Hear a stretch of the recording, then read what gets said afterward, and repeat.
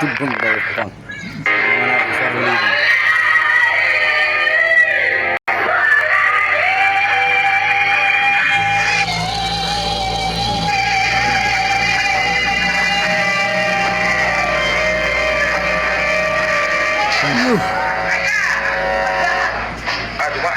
Kasiwahan at kumarami.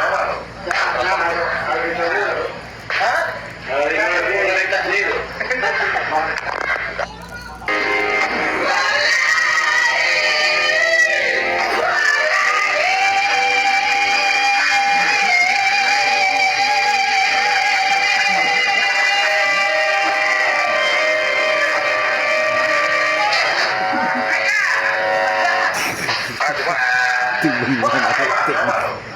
Ngiriyo lang yun.